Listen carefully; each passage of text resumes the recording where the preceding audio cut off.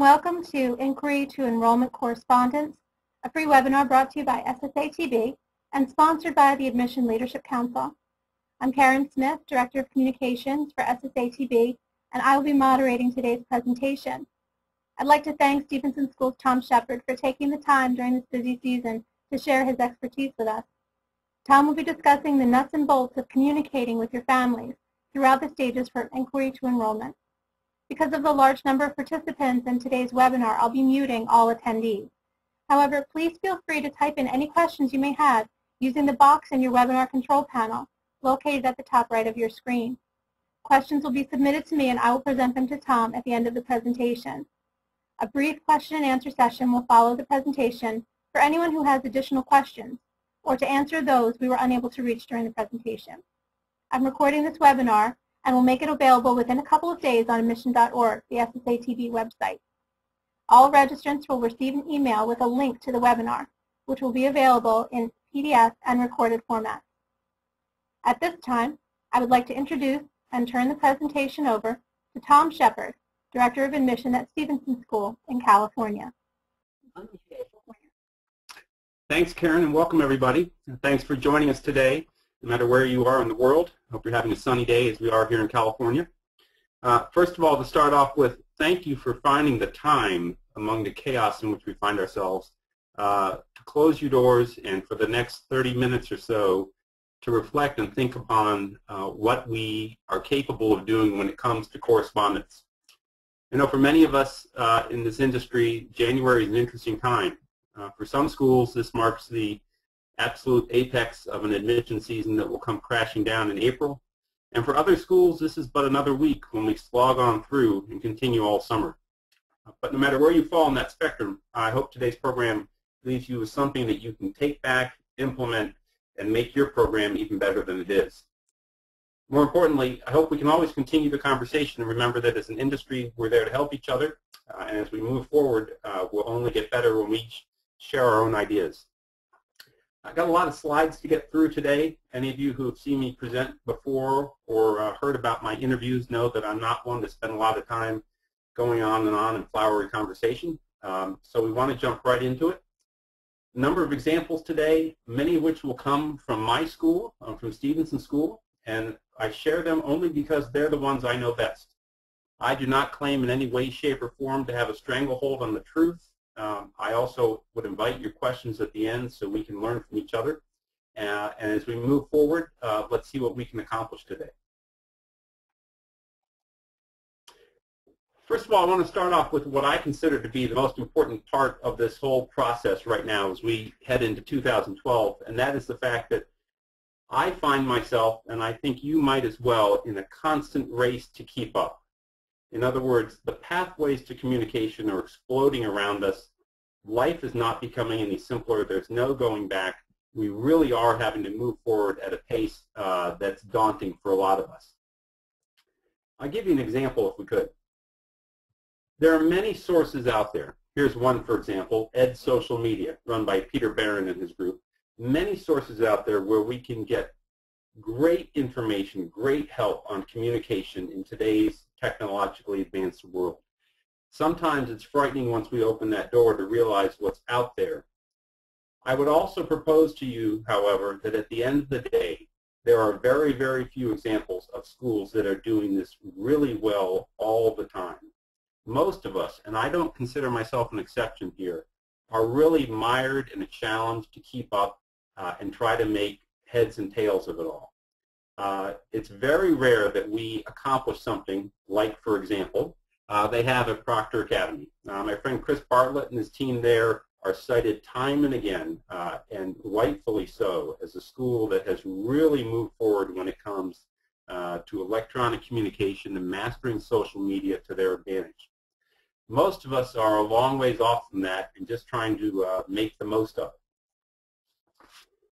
This is all pretty interesting to me, especially when you look at some of the data that's out there. I'm going to start by acknowledging two people in particular, Fran Ryan of Rumsey Hall School and Amy Gruber of SSAT, who have developed for us some sources of information that we can learn more about applicants, in this case about boarding applicants, through a study they did last spring, I believe it was.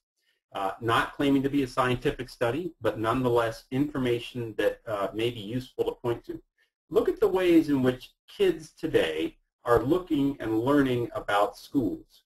Now granted, these are students who attend usually K through 8, K through 9 schools, junior schools of one form or another, who are in the independent school thinking mode.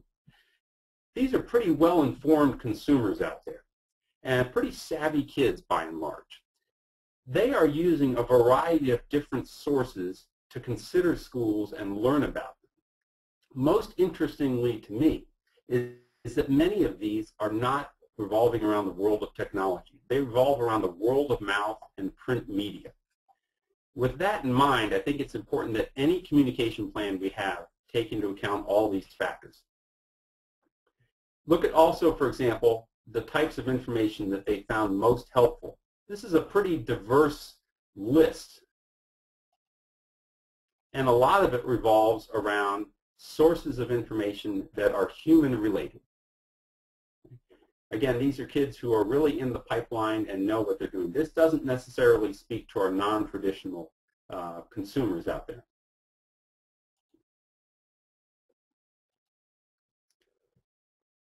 The other interesting piece of this when you consider a lot of the data is that sometimes social media, although it's very important, isn't necessarily being used as we might think it is being used.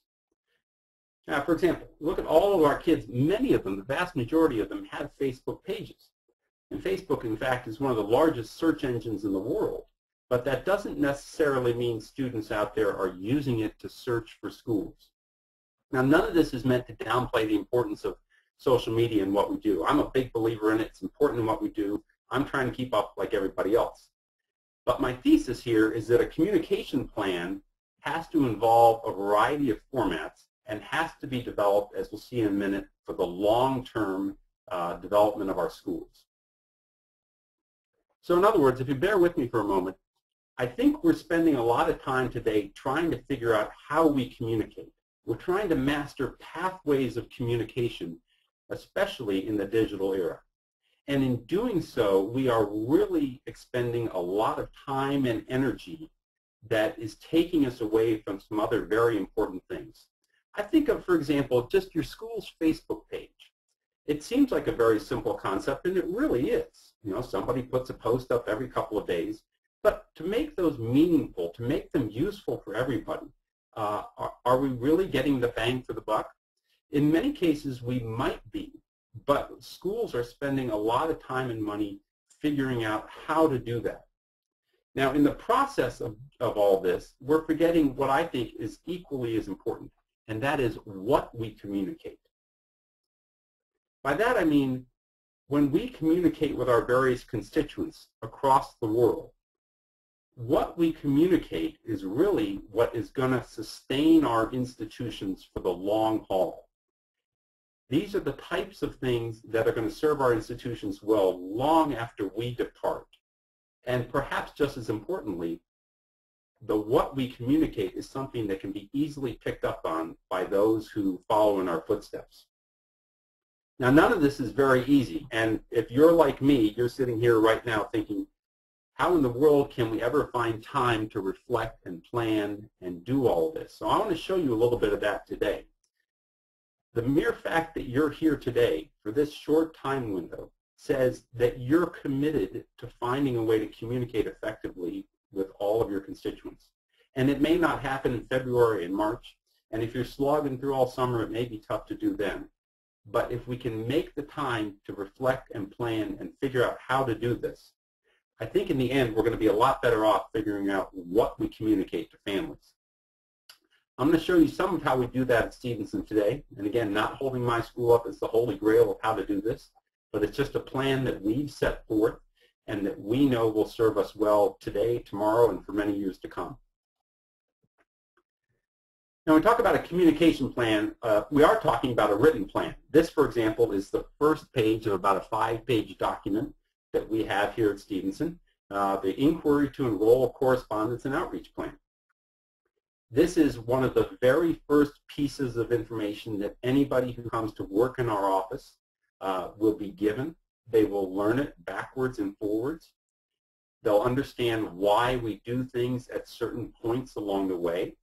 And it is an ever-evolving document that we review on a yearly basis. In our case, we do it in the summertime. We try to find time for a retreat, and we try to analyze what's working and what's not working. This document is really the what you mail, when you mail it kind of document. It's not everything that we do day in and day out. It's not how we communicate, but it's really looking at the pieces that need to go out and when they need to go out. I'm going to show you how that's part of what I'm talking about today, but it's not everything. The other important piece that comes along with this is that this document is an important first step in ensuring that everybody on our team is, in essence, singing the same song. That when people speak, that when we mail items, that when we use social media, no matter when we do it or how we do it, there's a reason for doing it, and we're all doing it in a coordinated effort. And this can work whether you have an office of 1, 2, or 20. So if you bear with me for a moment, I really kind of believe there are 5 key components to developing any communication plan that is going to serve your school well in the long run. And we'll spend some time talking about each of these. First of all, it has to be grounded in a belief structure. In the classes that I teach, and in my own struggles on a day-to-day basis, I know that when I perform least effectively, and what I hear from others out there who are doing the very best they can, is that when they get themselves in trouble, it's when they start trying to implement one-off pieces of communication because somebody has told them it's an important thing to do. And in doing so, they haven't really reflected upon how that might fit into what they do or don't believe. Somebody once said a long time ago, they said, you know, this process of admission is not a science and it's barely an art. Well, today in 2012, it is becoming pretty close to being much more of a science. And so as a result, our belief structures that we can develop out there and the information we use to develop our beliefs can be based in a lot of data that we can eventually get a hold of. So we'll talk about developing a belief structure. The second point, and this is perhaps to me the most important one and the one we'll spend the most time on today, is that any effective communication plan really has to reflect and communicate the institution's values. Some of our institutions are very, very good at portraying their personalities. Everybody understands what our schools are all about. Some are much more nebulous, and there are lots of reasons behind that. But we can, as an office, no matter what else is happening out there in the institution, we can grab hold of institutional values, at least as we understand them, and make sure that those are the messages sent out time and time again. The third step, because it's often beyond our control, is the most challenging. If you as an office can get everybody on board singing the same song and doing the same things, that's an important first step. When you've really accomplished something is when you are able to spread that universal understanding out farther and farther, beginning perhaps in other administrative offices, continuing on with your faculty, and then with your parents and your students. As I'll show you in a couple of minutes, when you get your students and your parents conveying your values without even having to think about it, then you've really accomplished an important step. But this is the tough one. This is the one that a lot of offices struggle with because, again, we might not be necessarily operating in an environment where everybody is open to and wants to participate in this process. It has to be a measurable plan. I'll show you some of how we do that today, and there are lots of tools out there to help you do that, and not all of which have to be expensive or fancy and can be implemented by a one-person office even. And finally, fifth, I think that any plan reaches out because of what we just looked at a little while ago about how kids are getting their information, reaches out in a variety of ways at a variety of points in the process that captures a lot of different markets out there. We are, for example, here at Stevenson, a pre-K through 12 school with 280 boarding students on our Pebble Beach campus in grades 9 through 12, 255 day students, and then another 230 students in pre-K to 8. We have families with values all over the world. We have some cases where we have to communicate primarily to parents and moms, especially at the pre-K level, versus communicating with 8th graders in the domestic U.S. market and compared to our international market. It gets varied pretty quickly. And at the end of the day, we've got to make sure that our communication plan touches all of them. Now, some of you may have a much more focused audience, and if you do, I think it's still true that based on your audience, you can find the ways that work best for you to communicate with them. So what we're really talking about at the end of the day here, and I'll show you how we'll do this in a minute, is taking somebody who is an inquiry or even a pre-inquiry and moving them along to an enrollee. That's the title of our whole program today, Inquiry to Enrollee Correspondence Plan. At the end of the day, I've always believed that the more I can do on the front end to communicate our institution's values accurately and effectively early on in the process and throughout the process, the better decisions families will be able to make about whether or not our institution is right for them. And then when the child is enrolled at our school, their experience will more accurately reflect exactly what we told them in the process. One of the biggest challenges I think many institutions face and many offices have to deal with in our quest to reach capacity enrollment or the highest enrollment we possibly can is our dilemma of making sure students we are enrolling are mission appropriate and that at the end of the day we can go home and put our heads on our pillow. The more we can do this, and it's not easily done, I understand that, the better off that transition is going to be into an enrollee. And the benefits we see time and again once a student is enrolled are tremendous. Your retention rates are much healthier. Your children understand what's going on. They can hear the messages while they're part of the school. They're living embodiment of what you told them. But it doesn't really end there, and that's the whole point of what we're going to do today, is this then moves students and parents on into being lifetime advocates. They then become the conveyors of your values, whatever your institution's values may be, and the cycle just keeps repeating itself time and again. All right, let's take a look at the first item here, and that is this all has to be grounded in the belief structure. When I started in this industry in 1996, I had the good fortune of working in a school where a gentleman named George Dane was on the board. Now, George Dane, I did not know who George Dane was, and I quickly found out that he is a higher educational marketing consultant. I said, well, that's pretty interesting. I'm going to go spend some time talking with George. And I didn't even realize that people like George existed because I really didn't give much thought to it. And then I quickly went and looked at his website and realized that a lot of the things that I wanted to know more about were available for free. Now, I'm not pointing out George Dane as the one who has the answers to everything we do. This is just the example I encountered at a very young age, and it got me to think about what we do here at Stevenson, and even before that, and how we do it, but more importantly, to work on building a whole model based around a certain belief structure. In particular, I came across two very simple articles that were on his website, and I still have them today. They're still available up there on the website today, and they're from the mid-'90s, so a lot of what they talked about might not necessarily be relevant today. But still, even as things have evolved over the past 16 years, these two articles form the basis for what we do. In fact, anytime somebody comes to work with us here at Stevenson, these are the first two things they read.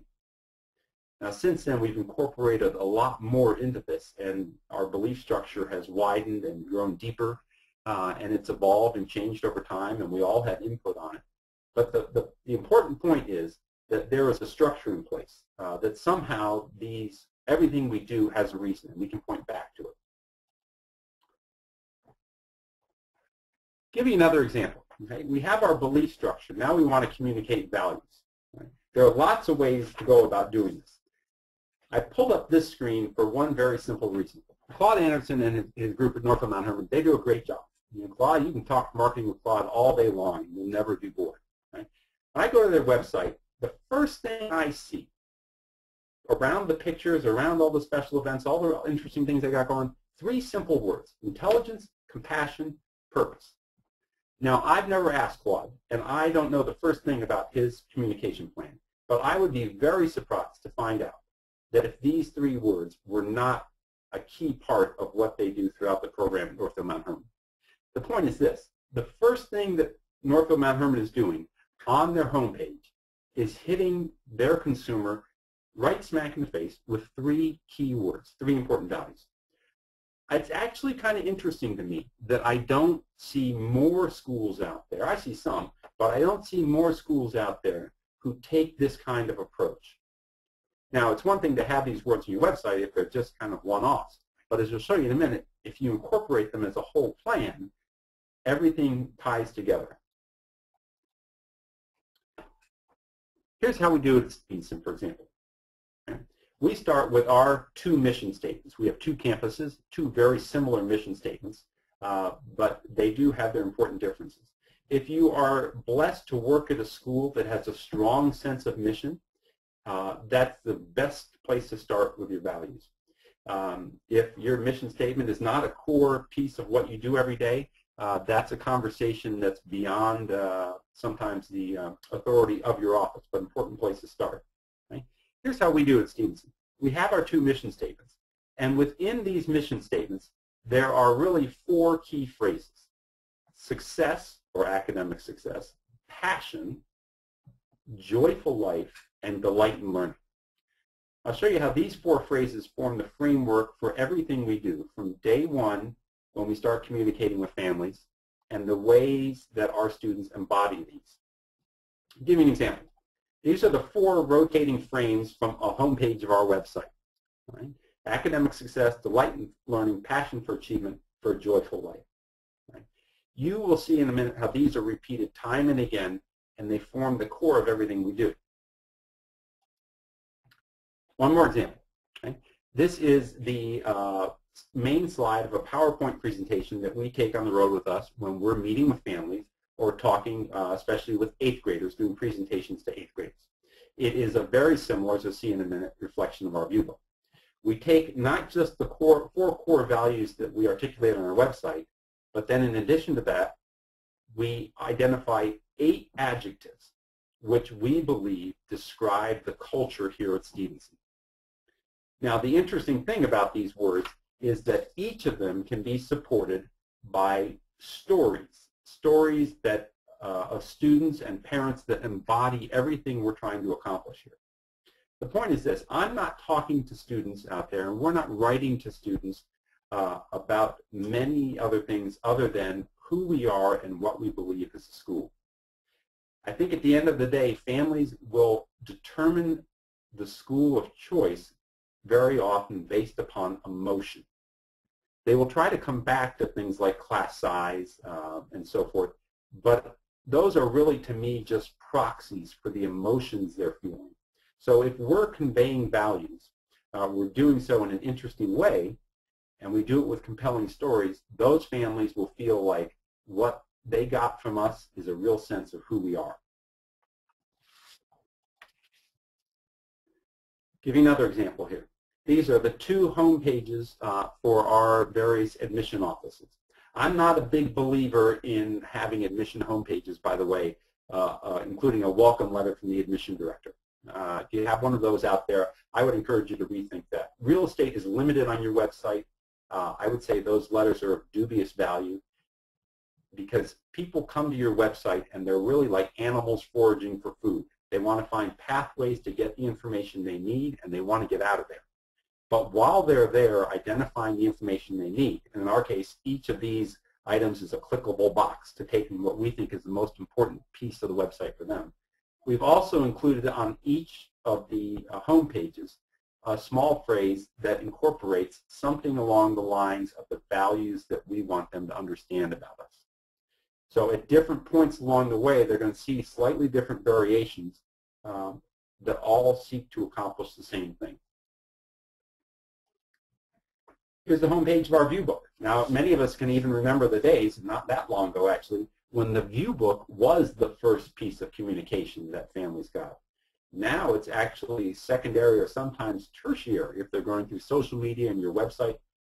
Even if you maybe not have a viewbook anymore, but if you do, all right, we're going to use that as an opportunity to come back to some of the things we've seen before. Those 8th graders I presented to and talked to them about the 8 adjectives that we use and this phrasing which they saw in the presentation, they then afterwards are going to get a viewbook that reinforces that. It saves me a lot of time and effort when I can very quickly give students a sense of, you know, that this isn't the right place for us, or, you know what, I really believe that might be the right place for me, because those are the kids who, as we'll look at in a minute, are going to be the most likely to enroll. Now, the problem with some of this sometimes is we have to do it effectively. Okay? I'll give you one more example here. Social media, all right? This is the homepage of this is our Facebook page, all right? If you've never been to our Facebook page before and you go to facebook.com/Stevenson School, this is what comes up and hits you right in the face. We've taken the approach that the first thing we want to do is give you a portal to find out more about Stevenson. If you want to click on another page and go look at our wall and all the posts and interesting things, great, that'll come up and you can put that into your iPhone. When you come back from now on, that'll be there. But a first-time visitor is going to be hit with this, and these are all buttons that take you right to our website. To us, this was a compromise on how to handle social media. We break out our admission and our alumni Facebook pages, and there are different ways to do that. But this is purely an admission page. And our belief was that we're going to have posts, we're going to do interesting things, but at the same time, we want this to be a portal which families can move on to other information to get a hold of, to learn about Stevenson. Give you one more example here. We, in our admission process, at the very first stage, when students get the viewbook, communicate to all families about colleges and universities. We send them an 8-page document every year that has every student from the previous year's graduating class. It includes their GPA, their SATs, the dark school is the school they're going to, and the lighter schools to which they were also accepted. The only thing it doesn't have is a student's name. Now, the interesting piece about this is, you know, families get a lot of lists that show really remarkable Stanford and Harvard admissions and things like that. What they don't often see from schools, though, are the 5th quintile students. And so our document takes this out of any type of marketing glitz and any type of changes we might want to make, and just says, here's the black and white truth of where our kids go to school. Yeah, we have kids who go to Stanford and Harvard, but our 5th quintile kids, they do okay too. And, you know, those kids are important to us. We're communicating to families the honesty and truthfulness about an approach that says we care about your kids, but we're also not going to promise you something that's not going to happen. And the feedback has been, wow, that's so different than what we see out there. This is really refreshing. So even in a mundane piece like this, we're communicating values. Give you a couple more examples that anybody can incorporate into their own system. We send out, the week after an inquiry goes out, whenever we have the information available to us, we send out customized letters, emails, brochures, a whole variety of things to students based upon a variety of criteria. This is one small example. This is a student who's interested, this is a letter a student might get if they're interested in math, and they've expressed that to us. Starts off, do you dream in numbers? Now, how many students have ever gotten a letter or an email that says, do you dream in numbers? The letter goes on and says a variety of things, but it's also an opportunity to talk about the sense of passion. In other words, here at Stevenson, we tell kids, we don't look for well-rounded kids. We look for kids who are angular and passionate. My problem with most letters and emails that try to accomplish this goal, and I'm not claiming ours are extraordinarily well written, most are written by teachers, and they are rather vanilla in their approach. They're not effective communicators of values. So the more you can take your communication and think about what you're communicating to families, the more effective it's going to be. I'll give you another example. This is a letter we send out every year, just sent it out 2 days ago, notifying our current families what the tuition is going to be for next year. I mean, how boring is that? Well, even here in this letter, which we timed to go out 2 weeks before they get their re-enrollment forms, because I don't want them to be shocked when they get their re-enrollment forms, even in this letter, in the last paragraph, we're reminding families, yes, you are paying a significant amount of money. but here is why you're doing it. Academic success, delight in learning, passion for achievement, to live a joyful life. And we thank you for your shared role in our fulfillment of it. Now, parents have a hard time paying tuition. Any parent does, all right? But they'll do anything for their kids. And so if you make an emotional connection between the tuition and the value and what they're providing for their child, it goes a long way toward easing the pain. We even take this whole notion of communicating values in a very different direction and do it internally on a regular basis. I'll give you one small example. These are some classroom shots from our pre-K to 8 Carmel campus. In every single classroom, there are on the wall the 3 key phrases relevant to that campus. The kids see them every day. The teachers see them every day. When our parents are in the classrooms, and they are on a regular basis because we encourage them to come in and volunteer, they're seeing them every day. And perhaps most importantly, when a family is taking a tour of the Carmel campus, the entire tour revolves around these phrases that they're hearing about orally, and then they're seeing them firsthand. It's hard not to draw the connections or for a family to leave with a clear understanding of whether or not our program is right for their child. Now, there are ways to go about this that I will say are, I'm going to call them no-nos or cliches. Now, some of you have heard these before, and I want to offer a disclaimer here by saying that I'm going to offend somebody out there. These are the 9 phrases that I would avoid at all costs when trying to convey values. And the reason I would avoid them, not because they're not important, but because everybody uses them. And if you use them, they become like Charlie Brown talk. Imagine a family at a school fair going down the row hearing schools talk about their environment. And when they ask them to describe the school in adjectives, this is what they come up with. They say diverse. Now, I am all in favor of diverse schools. That's an important concept today. I'm just saying we need to find a different way to say it, because you know what? Everybody else out there is saying that their school is diverse as well. Well-rounded students. That, to me, that's my all-time favorite. That's a pretty vanilla saying out there that a lot of us use. Now, some of you want to develop well-rounded students. I think that's great.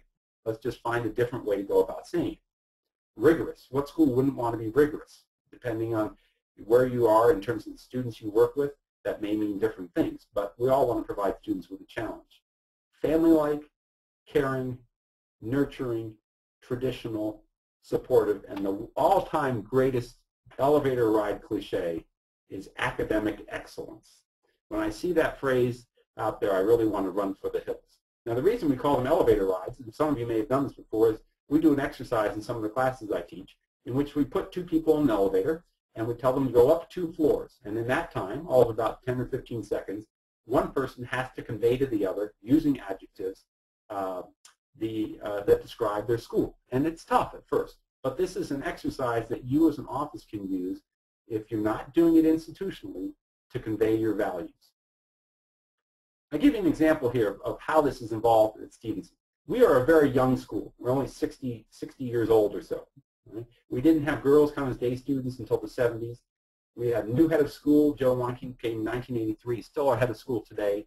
And when he came, it really began to say, okay, we can change some things here. We had our fits and starts as a young school, like every school out there, but we didn't adopt our current form of being a co-ed boarding school until 1987.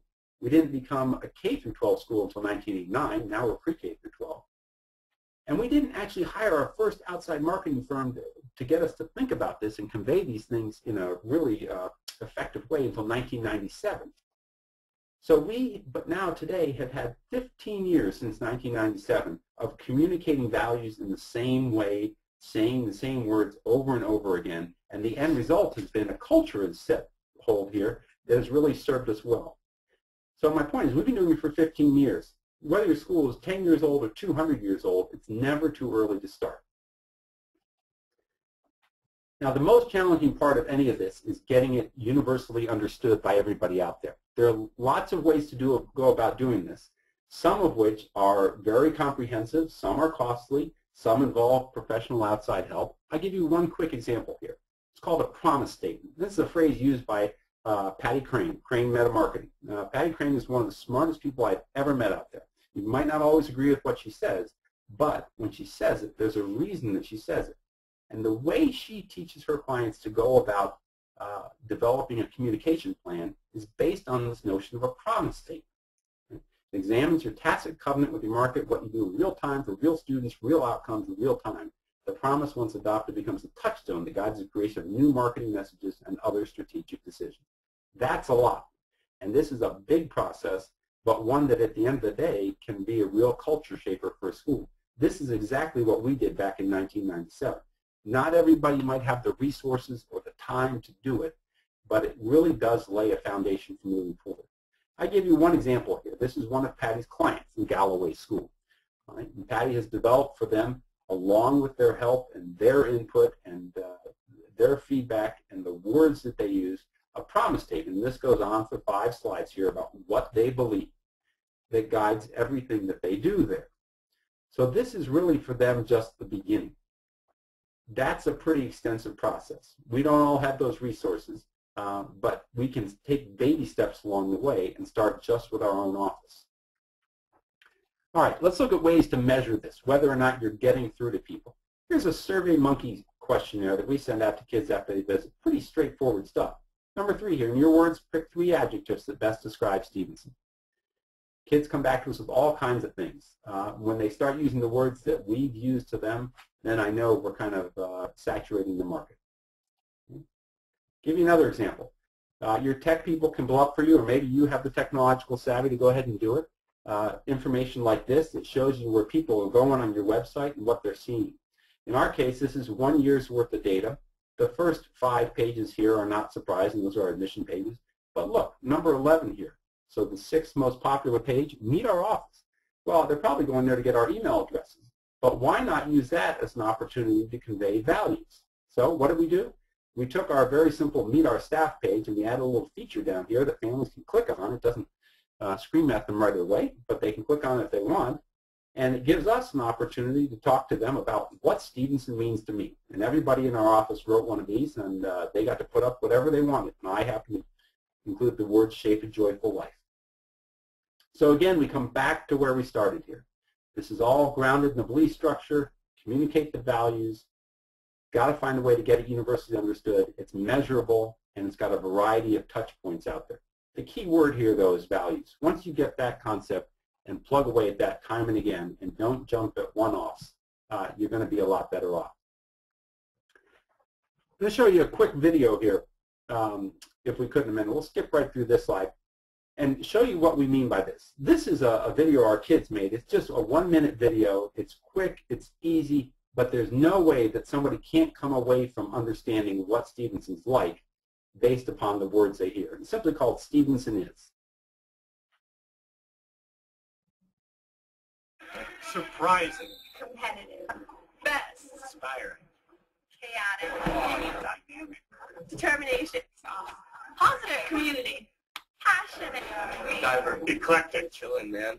It's fun. Hometown. Community. Impossible. It's impossible. Friendship. Full of life.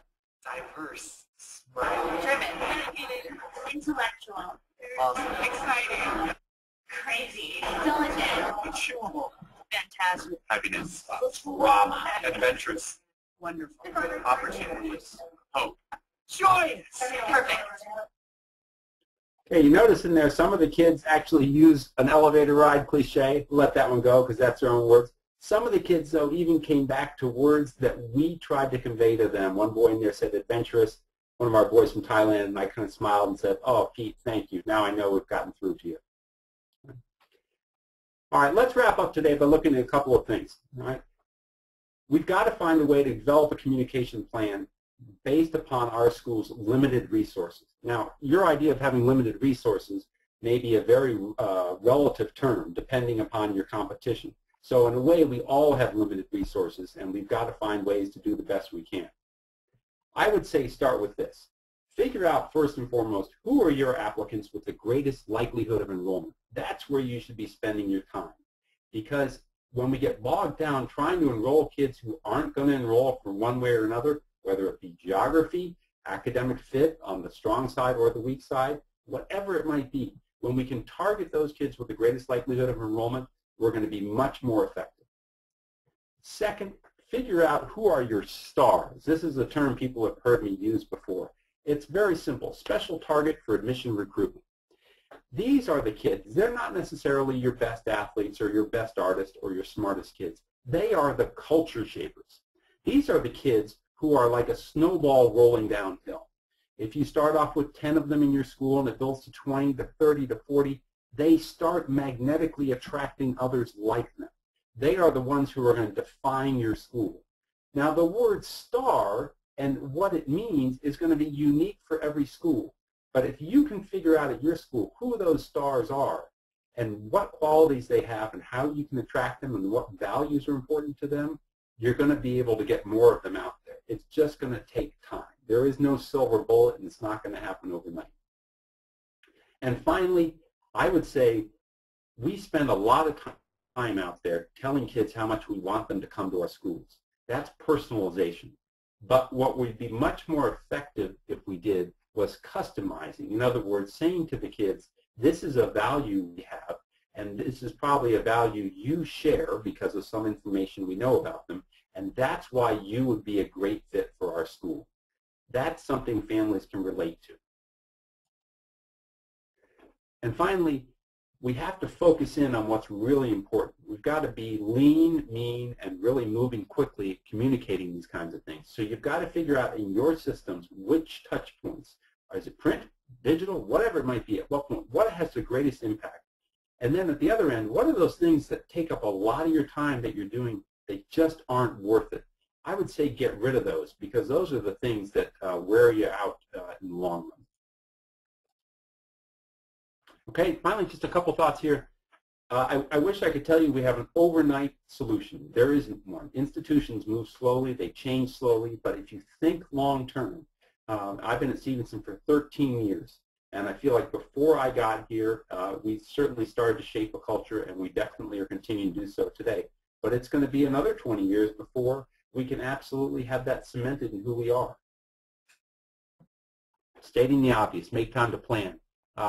All those days you come in the office and you grind and you grind and you grind, believe it or not, there actually could be a day that's better spent just getting away. We do it at least once a year, even if it's just to go to somebody's house and spend the day talking and thinking about next year. Anytime you can spend working with your head or other administrative offices or just finding ways to do it to make sure that the values being communicated are institution-wide is going to be better off. Everybody has a role to play in this, and sometimes we just don't have control over that process. And finally, last but not least, people have heard me express this theme time and again. You know, we're all in this together, and we've got to be able to rely on each other and call each other up. One of the people I call up the most frequently to find out how things are going and to tell them how things are going for me is somebody I cross a lot of applications with. But the reason I call him, the reason he calls me is because when that phone call happens, we know it's going to be the complete truth. It's not going to be shaded. And we can feel pretty good about knowing that we're most times in the same boat. So start with my email address. Call me anytime you want help. And if there are questions or things we want to talk about more in a little bit, I'm glad to be here and help. With that, I'll turn it back over to Karen. Thank you, Tom. We do have several questions here. The first one comes from Allison Kimberly. Is the school's belief system its mission too? I'm sorry, can you say that again? Is the school's belief system its mission too? In our case, we use the mission to very much shape the things that we believe and the values we want to convey.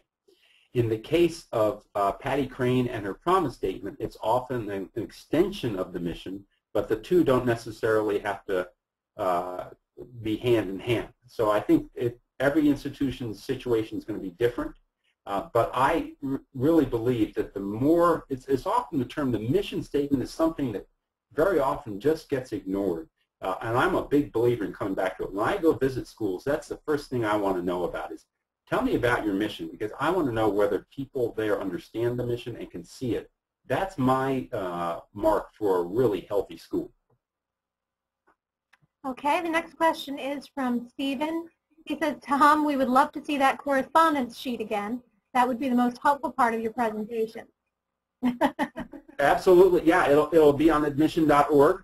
And at any time that anybody wants to talk with me about developing a correspondence plan, I'm glad to show you how I think of it. Now, and the way I go about it is not necessarily what everybody in the industry would agree with. So there are really, it's a detailed conversation I'm always glad to have, whether it be either on a web chat or an SSAT conference, just so you can have some sense of where we go and why we do it. I think that's important stuff. Sure. Okay, and I have a question from Simoha. How do you work with or battle the existing status quo or reputation in the community? She says, we have girls who love our school, but, quote, mom is making me apply out to XYZ school because XYZ has been around for 150 years and has a stronger reputation in the community. I love it. Absolutely. I know that all too well. You grind and you grind and you grind. I once heard the University of Georgia president, the University of Georgia, for those of you who don't know, by the way, has become a very competitive institution. Maybe along the lines of USC out here in California, that wasn't necessarily always the case. But as I heard him say one time, my school's reputation today probably doesn't match where we are, and that is probably very true. But 20 years from now, when my school's reputation has finally got caught up with who we are, the reality may again be very different. And that's something I always remembered, because as a school out here in California, we've worked really hard for a long time and continue to develop our school. But I meet many, many, many people out there who knew my school in a bygone era. And those are the conversations I love the most, because that's where the most education can take place. But on a day-to-day basis, year in and year out, we're always going to have those situations where a family's information source and what they believe is outdated or inaccurate. You won't always win those battles, but you just tackle them head on, and you're relentless. You never stop. And eventually, over time, it's like that snowball, it begins to build upon itself. I think more importantly than the individual families and circumstances in which we hear that happen, we have to identify who are the most prominent voices in our main markets, whatever your market may be. These people are culture shapers. They may or may not be associated with your school. And I would go to them and have very candid conversations about what people may think about your school and the reality of it, and your desire to have them be as updated and accurate as possible. 13 years ago, I had one of those conversations with one of the most prominent voices, actually, I think, in independent schools. And it was a very difficult conversation. But it since, I would say, formed the basis of a friendship and professional relationship of mutual respect, because we had the difficult conversation. And the end result for both of us, I think, was a growth opportunity that I'll never forget. So I feel your pain. I celebrate your joy. It's not easy. You just got to keep plugging away at it. Okay, Stacy asks, just wondering if you would mind posting a sample inquiry to enrollment correspondence and outreach plan. Good question.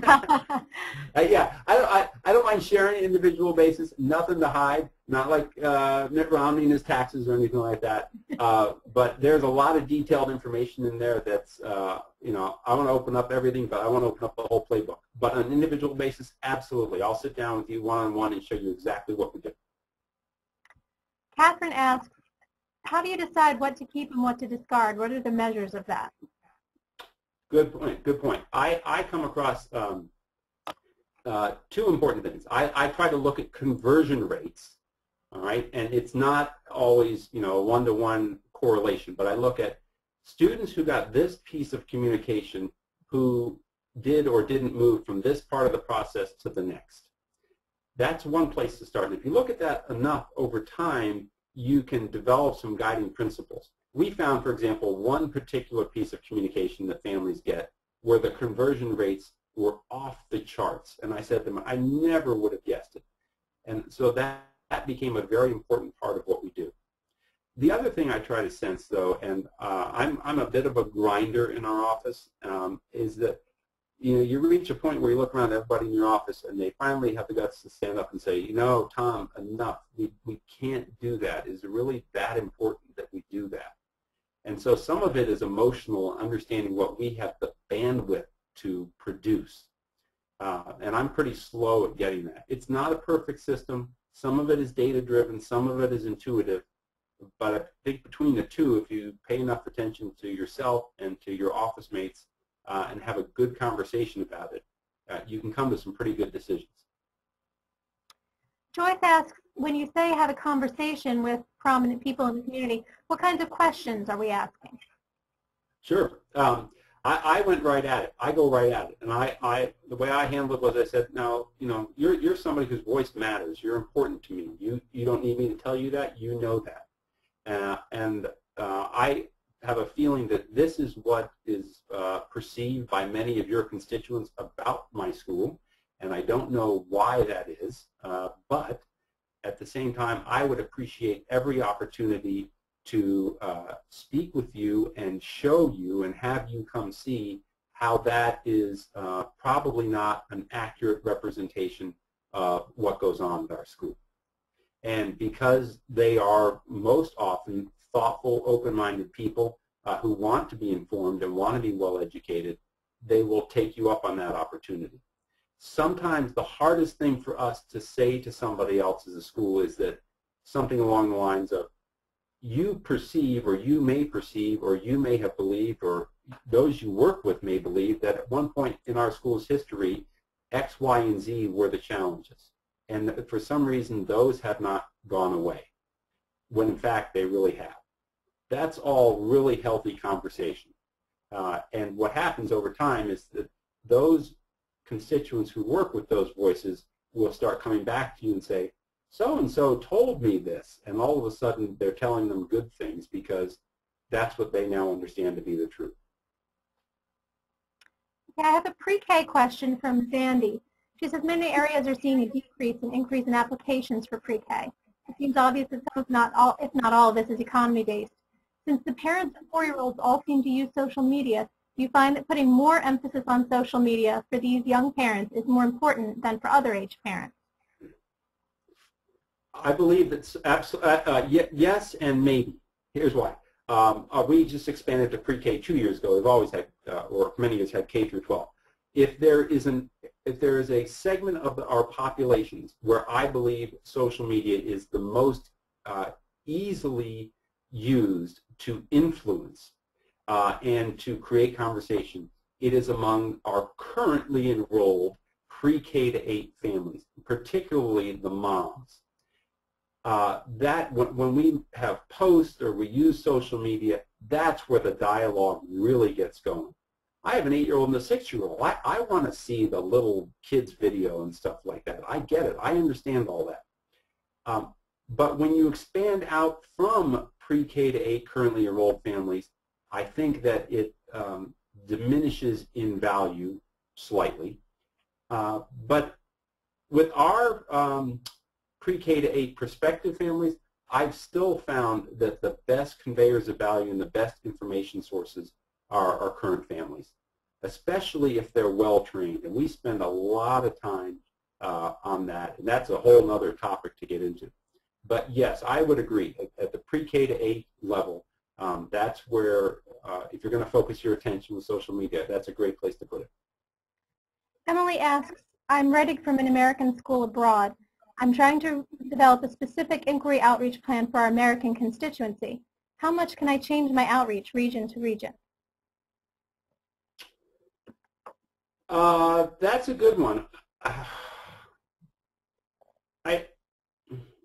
I'm just trying to think, for example, of our American families versus, say, our Asian families, and who are the decision makers. I think that essentially you're dealing with people who think the same way. I wouldn't necessarily worry so much about region to region as I would focus on individual to individual. In other words, what is it about this student or this family and what they want and what they're interested in that is going to make them more likely to enroll. I don't think that is all that different region to region, especially if you're coming at it from an international perspective, because the reasons a family from North America would come to an American school internationally are probably pretty universal, although they may be varied. So I would focus more on the individual and what they want and what they're telling you. Okay, I have two last questions. We have about 5 more minutes in the webinar. Joyce asks, how do you train parents to be supportive and expressive about their experiences? That's a good question. I had another video that I didn't show you, but we'll put it up on admission.org. It's actually on our YouTube page, in which we have parents, and we sat down and did videos with them. We didn't give them a script or anything. They started talking, and it was amazing to me to see, and really pleasantly surprising to see how they just started, I'm going to say, regurgitating a lot of what we talk about as an institution. It was just very natural for them. This is a long and involved process, and be honest with you, I don't have much faith in most parent network models, in that I think they are very time-consuming. Where they're done most effectively is, I think, at the pre-K to 8 level, but when they're also done effectively when you are giving parents a stake in the process. In other words, not just saying we want you to volunteer, we want you to volunteer, but you are volunteering because we have given you some opportunity to shape the culture. You are vested in it. That's when it really hits home. We spend time in all forms of communication trying to make sure that families understand why we do things a certain way here at Stevenson. The one they can all tell you about for us is this concept of joyful life. It may sound very trite, but that's at the heart of everything we try to do here, and our families understand it. They also understand that very early in the process, so they can opt out if they want. There's no, this is what you're going to get if you come here. This is why we believe what we believe, and this is why we do it. So as a result, maybe the families we do get are the most receptive to hearing that message anyway. But it takes a lot of time and effort. Okay, I have one more from Allison. How do you measure the effectiveness of print media and social media outreach? Do you ask on an inquiry form? Do you go with your gut? Or do you receive quantifiable measures? We receive quantifiable measures from things like Google AdWord buys. That's always interesting data, to see the least. When it comes to our print media and our letters, I talked about earlier, you look at certain letters and whether or not people convert from, say, an inquiry to an interview, based on whether they received that letter. For things like our view book and so forth, we hold focus groups whenever we produce these things to ask students about what, for example, we take our kids, this a couple years ago, our kids who are new 9th graders. They're brand new to the school. They've just come into the process. We spend a lot of time getting qualitative data from them, and try to have your marketing firm in the room when you're doing that, if you have a marketing firm. If it's just you, then you kind of go with what you got.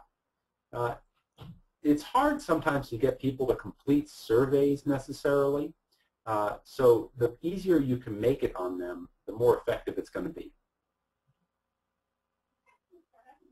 Okay, I want to say thank you once again to Tom for taking his time out of his busy schedule to present to us today, and also thank you for all of our attendees. This recording will be available on admission.org, as well as the PDF of all the slides, and I'll be sending out a link to that page in the next couple of days. So once again, thank you for joining us today, and good luck with your admission season.